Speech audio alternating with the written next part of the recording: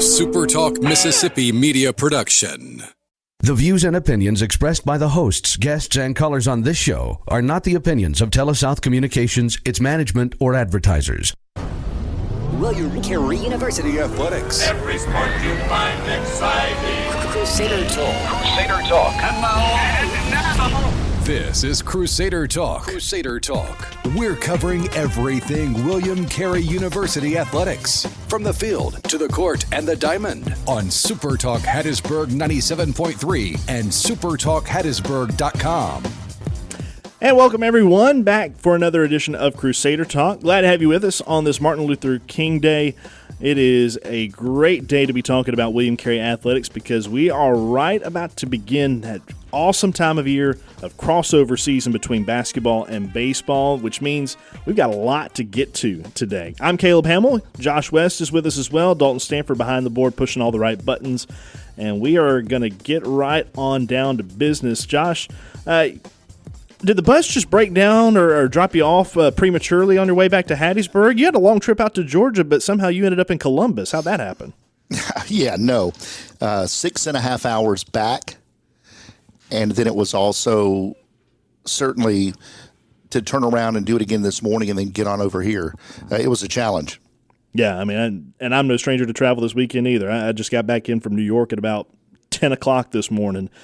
So not enough to have jet lag, but enough to be a little off kilter. But the one who's going to be rock solid for us to start off the show, Josh, is the man who has been firmly rooted over at Milton Wheeler Field here lately. Coach Bobby Halford joins us. And Coach, I can't believe it, but we're only 10 days away from season's beginning here for 2026. It's crazy how early we start baseball in NAIA. Yeah, a lot of the teams do this. Some of the teams that we're going to play will play this week, so they're getting a jump on us a little bit. So it's right here. Yeah, it truly is. And yeah, let's kind of first recap a little bit of last year as it leads into this year. Obviously, last year your team makes it to the postseason. You host a playoff round as you know. Is always the goal for William Carey, to get to host that opening round, host a couple of good teams, and there was a lot of parity. We talked about that when we were previewing those teams. British Columbia comes out on top and make it to Lewiston. And in transitioning out of last season into this year, a lot of holes to fill in that roster. You and I were talking about it after Carey's last game, just talking about all the hitters that were graduating and moving on. And all the different positions you had to fill. How has that been, the journey of rebuilding that roster? Well, it's a challenge because, you got a lot of guys that are still playing right now. Some guys playing independent ball. We got two kids that are playing Division I because of the extra year they got from the NCAA rule. And so our top 4 or 5 hitters basically are playing or still playing right now. So it's just a lot of holes to fill, but I feel good about where we are right now. And one guy we are hoping to visit with here in just a little bit is DJ Booth. That is one guy from a batting lineup perspective that is returning to your team for this coming up season. He offered a lot of good, timely hitting for you just 1 year ago. Yeah, we're real fortunate to have DJ back, and he's battled injuries and that type thing, and is able to play this year. And when he was growing up, of course, I felt like he was one of the best hitters in this area, and that says a lot for the Hattiesburg area. And so just an outstanding player. I feel like he's one of the best players in the NAIA right now. Josh, I know you're a distance away, but obviously you're going to get to see a lot of these baseball games coming up this year. What are you most excited about? Well, I'm just most excited to have baseball back. And to give you a little bit about my background with baseball, my parents they asked me, did I want to play every year, Coach Halford? And so when I was young, it didn't even cross my mind. Well, I got 10 or 11 years old and decided I wanted to play baseball. Well, I was 7 years too late. But they put me with the 9 and 10-year-olds. So I could play center field, but I think I closed my eyes when I swung a bat. So, it was, my baseball career was very, very short. But with that said, then I grew up in the mid-'90s, and they have a lockout in Major League Baseball, and it just soured me to the game. And now when I had a kid, and now with college baseball getting so big, and now me falling in love with the game of baseball, now that I'm 44, I love baseball more than I've ever loved the game. It is just it is something about just all the intricacies of it that I didn't appreciate in my youth. I was a basketball, Michael Jordan, Tiger Woods, chasing a career, doing all these things in my youth. So it's the just the beauty and the romanticism of baseball. And for you, Coach, talk about what keeps you coming back every spring, because you love it now and enjoy it as much as you ever have. Well, it's Americana. It's part of our culture. It's part of how we grew up. Most kids played Little League baseball. Most kids played all the way up, listened to baseball. I know I can remember growing up in Meridian listening to the St. Louis Cardinals on KMOX on the radio. And so just baseball is a microcosm of life. I mean, it's just, when you fail basically 7 times out of 10 and you're still successful as a hitter, then that just tells you a little bit about you have to adjust and you have to the ebbs and flows of the game. And there's just so much strategy involved today in baseball and with the analytics and that type thing. So it's just a challenge. Now, looking back at last season, Coach, one of the big headlines across NAIA baseball was that of the LSU Shreveport Pilots going a completely undefeated season. And we like to joke about on this program, that's only because their game against Cary got rained out. Yeah, we like to think of that too. But we're playing them the third game of the season at their place next weekend. So, it's a challenge for us. And just to do what they did, I don't know how that happened. I mean, we have trouble beating our own second team or whatever in inter squads every day. So, playing that many games and having that type of success, that just is amazing. Of course, I looked at their roster. I think they had like 19 guys from different states. They had 4 from different countries. And these were a lot of older kids. And this is one of the things the NAIA today is a lot of older players that with the rules and the way they transfer it goes about and that type thing, because you're not on a clock like you are in the NCAA. You're on terms of attendance and that type thing. So you face a lot of older players. Yeah, you really can. And now, just kind of looking at that first little bit of the schedule, you start off the year against the Masters University out of California. They're going to be part of that Classic in Shreveport, followed by Hope International. That's been a team that's been in Lewiston a couple times as well. And then you also, as you mentioned, face off against the host school in LSUS. This is a really stacked way to begin your year. Well, we wanted to give our guys a challenge. We wanted to see where we are, because with all the new players that we have, we want to introduce them to what we're used to playing against. And I know Masters has one of the best programs in California year in, year out, one of the best coaches in the NAIA. And also Hope won the national championship in 24, and then Shreveport won it in 25. So you got 2 defending national champions, and we played Hope in the World Series a few years ago, probably one of the better teams we've ever played, and they had a player that was probably one of the best players we've ever played against. So, our work's cut out for us, but we enjoy the challenge, and that's what we like to do, is play the best teams we can possibly play. Now, you're going to have a very heavy home schedule after that, as you'll have Campbellsville coming into town. Oddly enough, you didn't pair them with Mobab this year. Mobab's coming, Missouri Baptist is coming the following week. The following week, so they didn't get synchronized up as they have been in the past. But so you've got Campbellsville and Columbia International and a bit of a round-robin style Friday and Saturday pairing on the weekend of February 6th and 7th. Road trip to Mississippi College, then you're right back at home against Mobab and IU Kokomo. Handful of other games, too, before you're right back in the swing of things with SSAC play with Abraham Baldwin. Big surprise for the conference last year of how successful they were.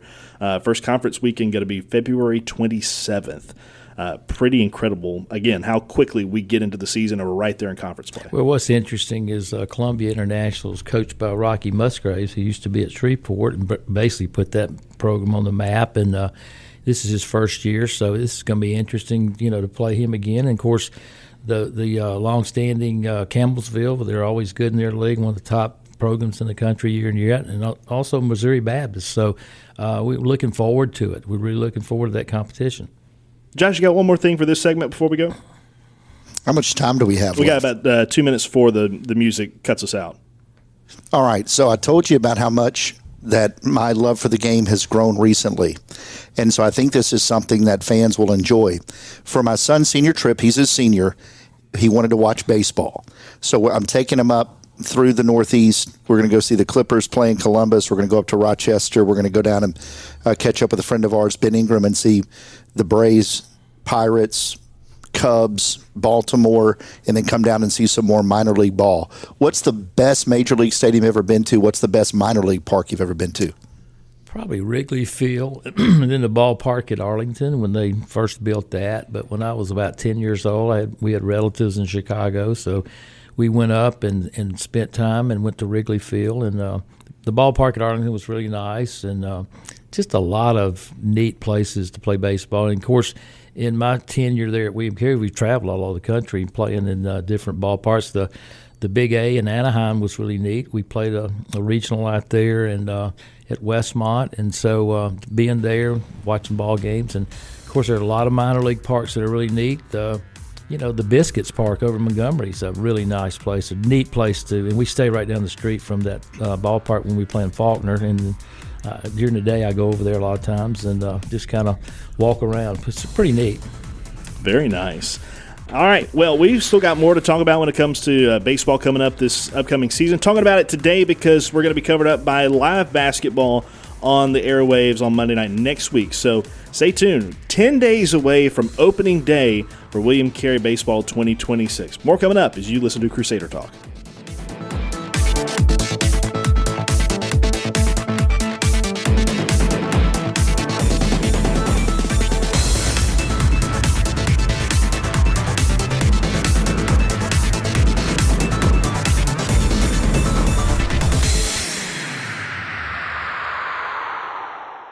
From the coaches to the student athletes and the fans that cheer them on. You're listening to Crusader Talk on SuperTalk Hattiesburg 97.3 and SuperTalkHattiesburg.com. All right, back here on Crusader Talk, we're talking to head coach Bobby Halford here on the program. And we've recapped last year, looked at the schedule, I should say, for the upcoming year, at least how it starts out. And one thing we haven't really dived into very much at all is just the sheer amount of players that are coming in here for this 2026 season, because we mentioned all the holes that had to be filled, haven't really gotten into the names. And Coach, I wanted to start off with this. We talked about hitters that are going to have to come in. We'll get back to that. But something just absolutely astonished me when I looked up and down this roster, and that's something that the birthday boy Eric Ebers will be happy about. He's got some left-handers to coach now. And that was one of the big things last year. We did not have a left-hander on our staff, so this year we basically have three, and so that was something that we were really concerned about because in some of the games we couldn't match up against some of their better hitters, especially against Loyola last year. They had 2 or 3 left-handed hitters that really hurt us down the stretch in the tournament, so that was a priority for us. Yeah, speaking of Loyola, that's the only team, I believe, in the SSAC ranked ahead of Carey going into the year as far as the NAIA preseason coaches poll is concerned. It's obviously everything right now is preseason. It's too early to tell. Nobody knows what anybody has until you actually see playing time on the field. But as it relates to your team, let's kind of go through some of these guys that you've brought in. I know one guy, a legacy player coming in, and Breck Daniel's son. Yeah, and he's looked really good. He pitched today in an inner squad, and he'd been sick last week. He had I think it was strep throat, and he's looked good in the early goings. And gives us a left-hander that has a good breaking ball and can really match up with a good left-handed hitter. So, and that's something that we needed last year. So we're looking forward to that.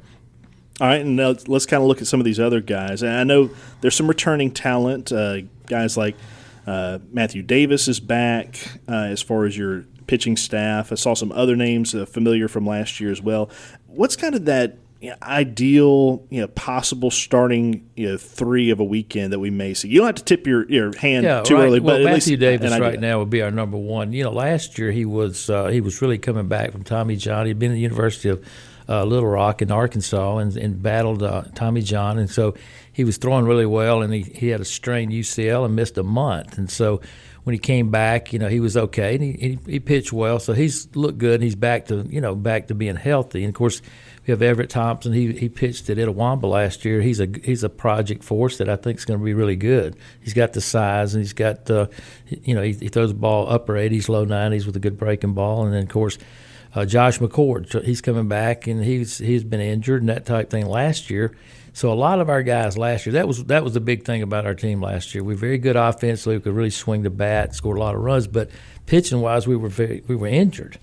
Shire had a bad back all year, and then And then, Matthew missed that time and that type thing. So we relied basically on 2 or 3 pitchers. And so this year we have a lot more depth there. And so we're hopefully, going to be a lot better on the mound. One guy that I wanted to see about is a guy that I was very impressed with 2 years ago before Kerry lost him to Tommy John. That's Adam May. How is his recovery journey? He's coming back. He's making good progress, like I say, through today in inter squad. So he's coming back and he's healthy, and so that we're looking forward for him kind of coming back to what he looked like before.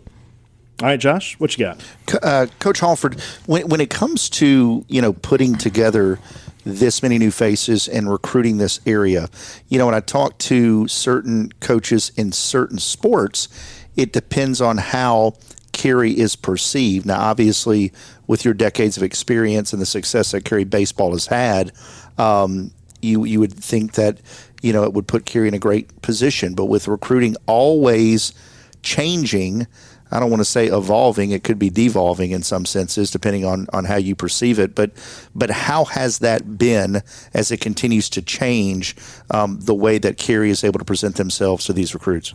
Well, I think that with the portal and with the Division I players and that type of thing, and I don't think it really affects us as much as everybody thought it would. A lot of those kids that go to the larger schools, they'll go laterally when they leave. And so we're getting some kids now that kind of see the big picture. They kind of look out there and say, you know what, I want to be a doctor. I want to be, we have courses of study that a lot of places don't have. We have a medical school, we have a PT school, pharmacy school. So a lot of these kids are looking at long term, and so that's a good thing. And so we're able to attract these kids that have the ability to keep playing. Some of them do, but also looking at a career. And most kids that play baseball, they're not looking ahead. They're thinking they're all going to play in the major leagues. And, that's about a 1 or 2% of the kids that play college baseball. So I think that's something, and each year in the last 8 or 10 years, we're putting a club together each year. It's almost like a minor league team. You're trying to find the best kids that are available and that type thing. Now, we have a better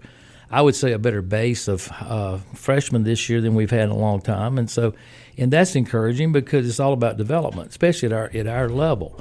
We have 4 years to develop a kid. A lot of these places, they have to win right now. And so they don't have that luxury of seeing that potential in the kid and really want to work with him. Patrick Lee's a great example. Mm-hmm. Came in here as a freshman and played a lot. And then now he's in the minor leagues with Detroit and just got better every year. Now, Coach, when we talk about recruiting for a whole new year and it's such a big sum of new players, it takes a little while sometimes for that chemistry to come together. How big has that new field house been a part of helping this team grow together? Well, I think a lot because they hang out there a lot. They're in the locker room and hanging out, watching TV, playing games, that type thing. In the past, they didn't have it. So that has a lot to do with the chemistry of your team, and it really helps. Yeah, you talked to me just a moment ago about a couple guys that have gone up to what we call the next level as far as they got an extra year of eligibility. They got to go to the D1 schools. 2 guys in Luke Lissette and Rigoberto Hernandez, both part of last year's team. It looks like they're going to make big splashes come their respective schools this season. Well, it doesn't surprise me because, I've been doing this a long time, and I just rail at when people say, well, he's a D1 player, he's a D2 player, he's a small college. A baseball player is a baseball player. If a guy can play, he can play at any level. And so I've always said that to my players, and I feel like if you can't play at the highest level, you're not going to win in Lewiston, Idaho. You're not beating the top teams in the NAIA if you can't play at the highest level, and that means Division I. I mean, that's just all it is to it, and I'll stand by that. Yeah. Now, Coach, this year obviously is one where you had – let me go back. Last year was a big year as far as records for you in that you passed Coach Ron Polk's career record of wins of 1373, I believe it was. We were tracking it right there to the bitter end of the regular season. I guess now the next record is, hitting 1,400 wins as a coach? Just thinking about that. Back in your early career, did you ever think you would get to that mark? Winning games like that and having a record, that's never been a part of what I do. I mean, competition is what drives me. I just love the thought of playing someone that maybe might be better, but at the same time you have a chance to beat them. And I think that's something that we have preached, my whole career there, and the people before me, is that we're small but we can play big, and so that's something that's our mantra, and that's something that really motivates us every day, and that's what we're looking forward to next week, because we're playing 3 teams that are be as good as anybody in the country. And in a day and age, Coach, where you talked about it, teams have to win right now. You mentioned the competition is what drives you every day, but it's also developing these players when a lot more programs aren't developing players. They're just coming in and having to cut them loose. Yeah, and that's something that we have enjoyed with these kids that have come back from other places. And they say, just the atmosphere, the family atmosphere, the care that these players are given at our university. I mean, it's just something that really makes us unique, and it makes us stand out. And that's something that I really believe in, and that's something that I've been a part of for all these years.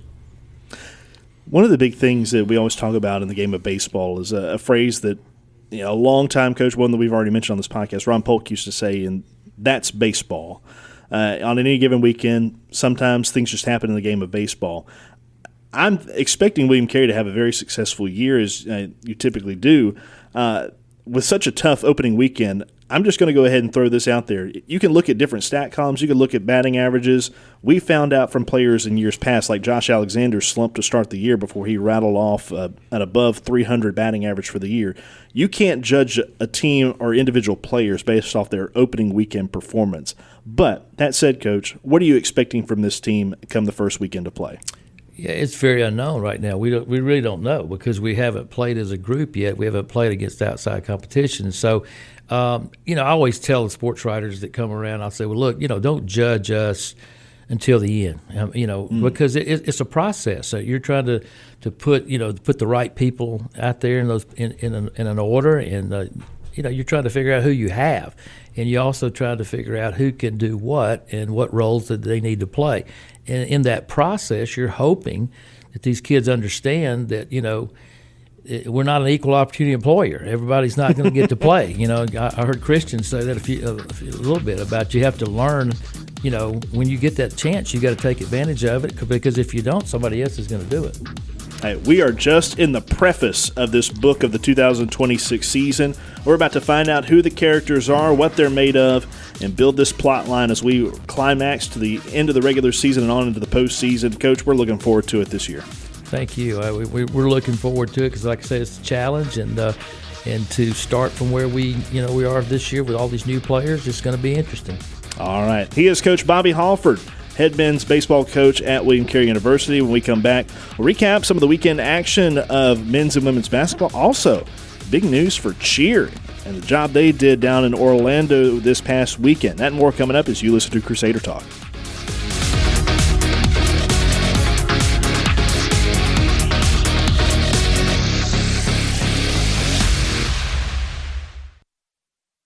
You're listening to Crusader Talk on SuperTalk Hattiesburg 97.3 and SuperTalkHattiesburg.com. All right, rocking and rolling here into the third segment of Crusader Talk. Man, it's so good to catch up with Coach Halford. That is always one of my favorite interviews every single year. Not that we only do it once a year, but one of my favorite guys to talk to. Just knows the sport so well and is so articulate to the point of you quickly realize just how little you know about the game. But he's never intimidating about it. It's always just so fun to just sit back and talk baseball with him. Oh, it is, and that's why I won't give the podcast or who the interview was, but I took in a podcast this weekend, and I had to take it in over 3 days. It was 2 hours and 40 minutes. You feel like you could do that kind of podcast, with like restroom breaks and things like that in real time to record it. You feel like you could do like a 3-hour interview with him. Yeah, I mean, just sitting down. I mean, it's like a FDR fireside chat where you're sitting there, you just kick back, have a good time, do whatever, and just talk. I mean, you could talk about the weather, you could talk about golf. We were talking about, because I just got back from New York, we were talking about when he and his wife had gone to New York recently, about their trip and what that looked like several years back with Larry Watkins and others. I mean, it's just all kinds of stuff. And obviously, Coach Halford has been around the game of baseball for so long, but he's also been around the people of baseball for so long. So all the different stories that he could give you just on a given day are uncountable. Oh, I totally agree. Totally agree. And the stories are what you want to hear. You know, he talked about just being at such a slice of Americana. And it's, you know, like he talked about, most people have a different relationship to the game of baseball because they grew up listening to it on the radio, or they grew up going to games with their dads, or they grew up playing the game, or things of that nature. Mm-hmm. And that's why I was trying to share with y'all.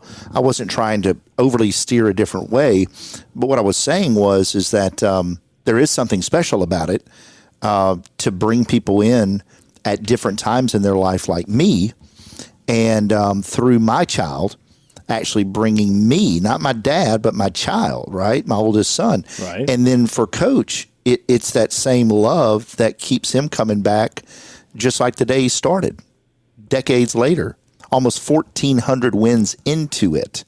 And so now I'll admit, you know, I'm hooked on it. I may not get caught up in the wins and losses and the race for the pennant as much as I enjoy going to these different stadiums and just kind of the backstory of the teams and the stories of the people in it, and all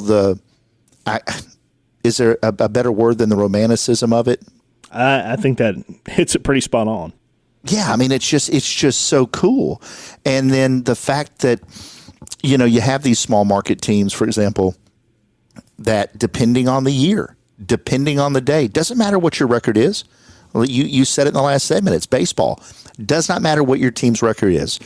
Depending on the pitching matchup, depending on the day, you can slay the giant any day in baseball.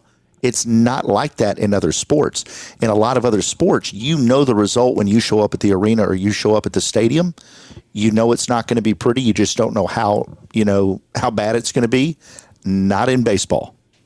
Not in baseball. Now, you know, we were talking about baseball and how, yeah, the phrase "that's baseball" comes into play so much. It didn't happen for LSU Shreveport last year. They went an undefeated, 59-0, something ridiculous. I know it was in the 50s. But speaking of unbeatens right now, William Carey women's basketball is the only undefeated team left in the NAIA. RPI just got released today. They are ranked number 5th in the country, behind the likes of Freed-Hardeman, Tennessee, who are number 1 in both men and women, Bethel, Tennessee at 2, St. Francis out of Indiana 3rd, Rio Grande 4th, and then come the Crusaders, with Tennessee Southern just one spot behind them. Josh, you've gotten to see them in person. This team has been dominant lately. They don't look like they're slacking up anytime soon. And given all the adversity of tough majors that these women are enrolled in, to the early morning practices, everything from injuries in the middle of the season, things have been stacked against them, but they continue to prevail somehow. Well, they've managed to stay away, knock on wood. They've been able to get players banged up, but yet they're able to manage, right? To steal a football term, you get to a certain point of the season and every team's got injuries, everybody's banged up, everybody's sore, everybody's a little fatigued to an extent. You can say that is true as well with William Carey women's basketball, but give them credit. I mean, these ladies, it's such a cohesive unit, such a cohesive group. And so you've had, Chanel Corpus miss a game. That provided an opportunity for Anna Rose Engel to start. You had Leah Sutton miss a series of games, missed a stretch of 4 games in a row. And then you have Brooklyn Cuevas come in and establish herself in the starting lineup, a spot she has not relinquished. So you're getting the same productivity now from Leah Sutton off the bench, but you're getting more productivity out of Brooklyn Cuevas because of what that did for her confidence, the sharpshooter, the sophomore out of Hancock High School, who is, I would say, second best in terms of efficiency, 3-point shooter on the team, but in terms of volume of three, she's the best. But it's been really neat to see how they have continued to develop players. I mean, make no mistake that Coach Garriga does not only such a great job of skill-wise developing these ladies, a lot of what they do with their game is what they personally work on, but it's what Coach Garriga and Coach Torrey and McKaylee and Peyton and that group do on the mental side. Because the development of a Bailey Duvall, the development of an Addie Scher in year 2 at point guard, moving into that starter role and double figures, scoring 7 of the last 9 games, averaging almost 13 points a game in conference, coming off a career high 23 points in the win at Thomas on Thursday night. And then I think about Charlie Gambarini. She was thinking she was going to redshirt out of nowhere. The true freshman, right, out of Germantown. Her first 3 shots of her Carey career are all threes, and she makes all 3. And now she's getting minutes every game, and she's a player that's going to go out and give you 5 or 6 points. And I want to take a moment to say, watch out for Mia Doyle. Yes. Mia's a junior out of Petal. Yes. What was your thoughts on Mia? I was going to say, you and I talked earlier, and we've said before that there has been there's been a high ceiling for Mia that she's hasn't time. reached before. But this weekend hit 3 different career highs. Is that what you told me? In one game. So she goes out on Saturday, 13 points, 8 rebounds, and 3 blocks.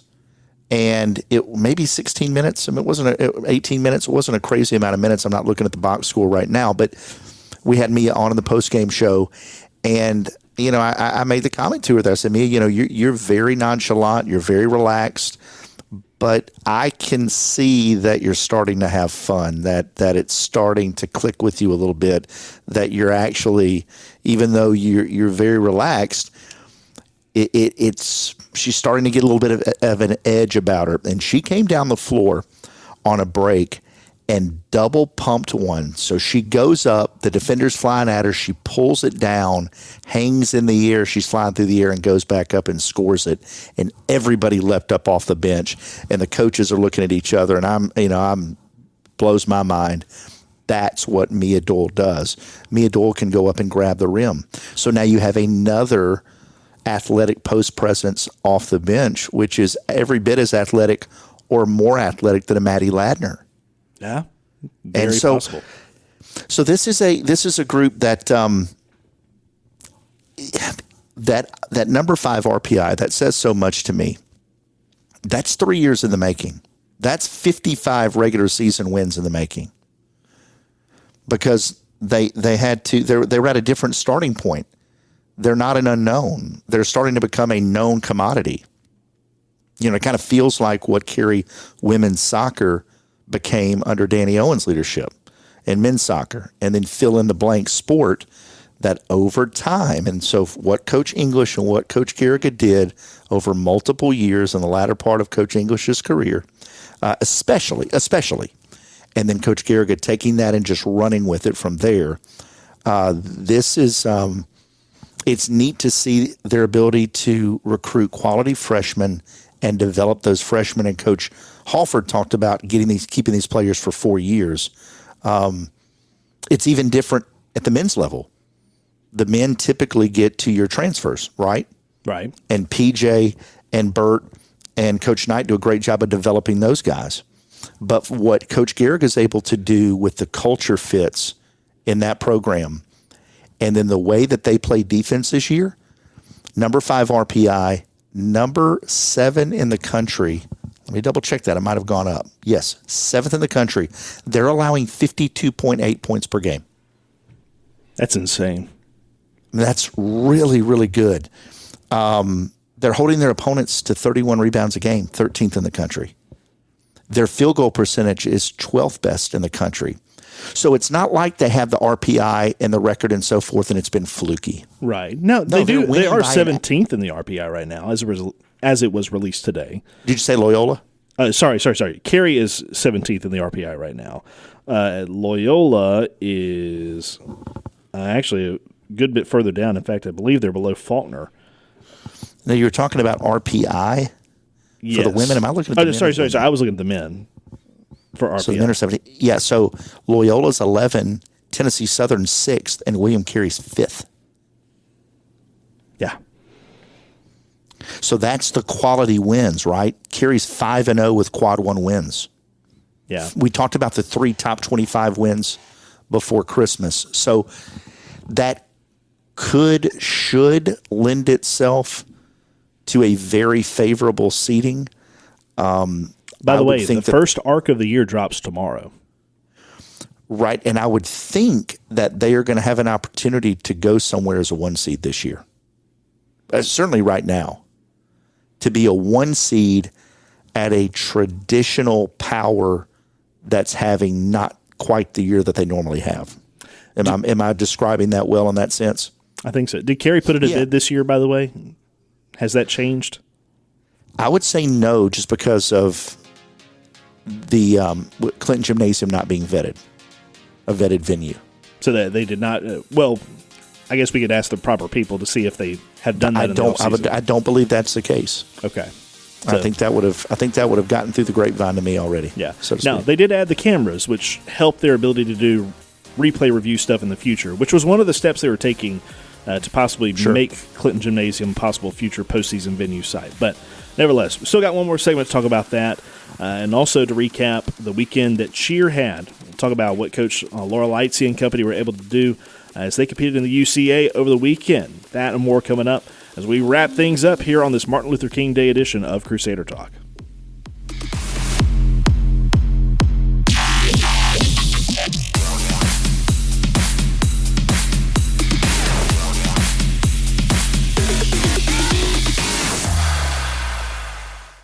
You're tuned in to Crusader Talk on SuperTalk Hattiesburg 97.3 and SuperTalkHattiesburg.com. I told you during crossover season, the show flies by. Here we are. Yeah, where did that last segment go? I know, and that's usually the long one, too. We usually have 13 minutes to talk, and all of a sudden we blinked and the music came on. But we didn't get a chance really to talk much about men's basketball. I want to hit on the results from the weekend because there were some highlights to talk about, both in a tight game against Thomas and then a century mark victory over ABAC. Yeah, I mean, they averaged 100 points a game over the past weekend. 113 on Saturday, 87 on Thursday, and they pulled it out. You know, the game they lost last year, Caleb, where an 11-2 run down the stretch and Thomas pulled the upset against Carey in Thomasville. This year, Carey surrenders a 15-point lead, over the last 15 minutes of the ball game, or 14 minutes. But Malik Franklin, 3 free throws in the final minute to seal it up, and then Carey got a steal to lock it down and a deflection, and they survive in a game they lost last year. So this team is continuing to learn and grow and show growth. Care to comment on the Thomas crowd? Thomas crowd was rough. I said it was raucous and maybe a little raunchy. Is the way I described it on the air. But kudos to the Thomas, to their people of being able to question and ask and talk and we're able to handle that situation with the crowd. But it unfortunately, kids being kids. And Thomas handled it really well. Wonderful people at Thomas, wonderful folks. Always enjoy my time there. But it's unfortunate when fans, you want to, get on the other team and have home court advantage, but you don't want to take it too far. Yeah, I was about to say, some took it a step too far, and that's when staffers stepped in, did the right thing, and removing great job. the guilty parties there. All right, now let's give kudos where it is deserved for this weekend. A big mark for William Carey's competitive cheerleading. Over in Orlando, Florida, the UCA College Nationals were being hosted out there, and William Carey competing in the open small co-ed game day division, mouthful for me to say, but finished as second place finishers, silver medalists, just behind NAIA's Georgetown College in that division. Man, hats off to them, because this is a huge mark for this program to kind of show their upward trajectory. That's kind of the way that Kevin and them phrased it in the article earlier today. But this has been a long time coming for Coach Lightsey and company to see the fruits of their labor come through with a big score and a big finish. I know it's their job to be enthusiastic, but there are times where, you could be up 30 or down 30 or up 40, down 40, whatever. But they are there, they are present, they are engaged in what is going on the floor at those basketball games, and they bring so much to that game day atmosphere. And I know they fall under athletics, and they are a competitive program, and there's little doubt in my mind that they'll be winning national championships before it's all said and done. But it's also, they show up. and they're there. You know that the cheerleaders are going to bring it each and every game at Clinton Gym, and so I really appreciate them for that. Yes, indeed. All right, let's look ahead at what we have coming up on the calendar. Bruton Parker coming into town on Thursday for basketball action against the Crusaders. 5:30 women's start. 7:30 the men's game. That'll be simulcast on SuperTalk Hattiesburg 97.3. Hope you'll tune in for that one. Then on Saturday, a whole slew of activity going on. We got both women's and men's basketball going on at Clinton Gym at 12 and 2. Cary also hosting a swim meet down in Biloxi against Loyola, both men's and women's swimming. Hope you'll be a part of that as well. Both basketball and swimming will be streamed live on the Urban Edge Network. You can tune into that. And then also men's and women's tennis hosting Zula, Xavier, Louisiana.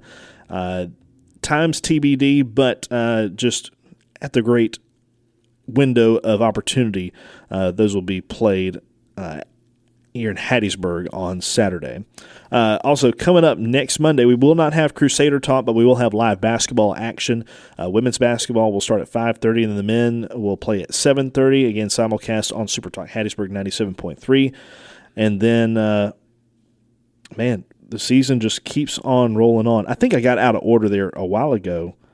Maybe? Am I just seeing a repeat of stuff over here on the schedule? Yes, that's all it is. Never mind. I was going to say, all of a sudden, I scroll down the schedule and I see Bruton Parker again, and I guess it just looped and continued on. But nevertheless, that is kind of the look of the next 7 days for William Carey basketball, swimming, and others. And again, Thursday of next week starts baseball season, where Carey will be in Shreveport to take on the Masters, followed by Hope International on Friday, and then Saturday against the host school of LSU Shreveport. Bruton Parker men went to Mobile and won by 13. That's so saying something. That is a much improved Bruton Parker men's team. And then you think about what Carey still has left on their schedule.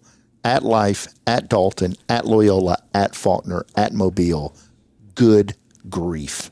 Good competition. A chance to continue with collecting some high RPI wins if they're able to do so in the upcoming schedule. Well, Josh, best wishes to you and your travels. Look forward to having you back in town for basketball this latter half of the week and on to the weekend. And, partner, I will see you in a couple weeks. Yep, sounds good. Thanks so much. All right. Well, that is going to do it for us today as we wrap up this edition of Crusader Talk. Stay in tune with all the latest updates at CareyAthletics.com for all the latest news, updates to schedules, and a whole lot more. Just go to CareyAthletics.com or download the William Carey Athletics app wherever you download your apps, either in the Apple App Store or from Google Play on your Android device. Well, for Dalton Stanford and for Coach Bobby Halford joining us earlier in the program, and my co-host Josh West, I'm Caleb Hamill saying until next time, good night, God bless, and go Satyrs.